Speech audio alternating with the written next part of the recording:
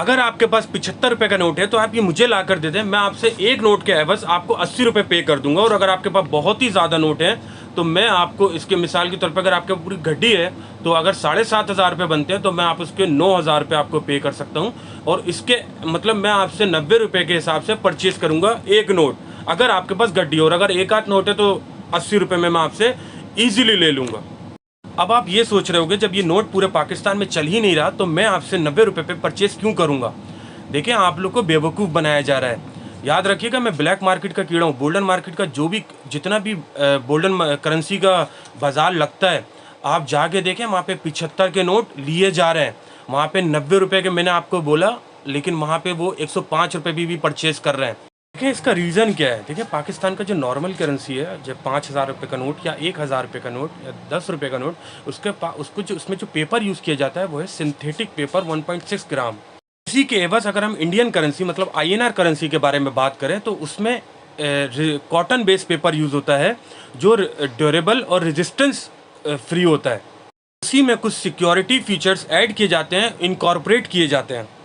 अब अगर हम बात करें यूरो करेंसी की, तो यूरो करेंसी में स्वेल्ड पेपर 0.4 ग्राम यूज़ किया जाता है, जो रिसेंटली अभी यूरो लॉन्च हुए हैं।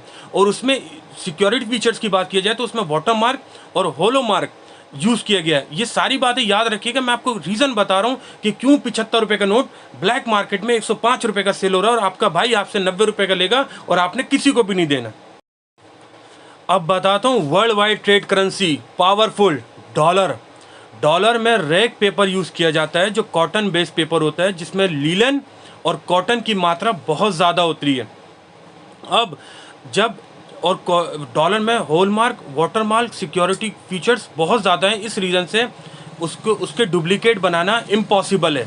और यही रीज़न है, इस जो 75 साल जब पाकिस्तान को हुए तो उन्होंने इस खुशी में जब ये नोट बनाया, उसमें इन्होंने रैग पेपर यूज़ किया 0.4 ग्राम, जो डॉलर का यूज़ हुआ है।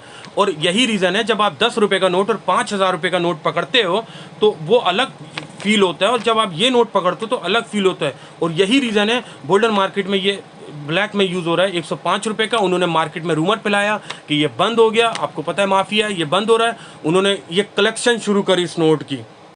ऐसा लगा मेरा मजाक।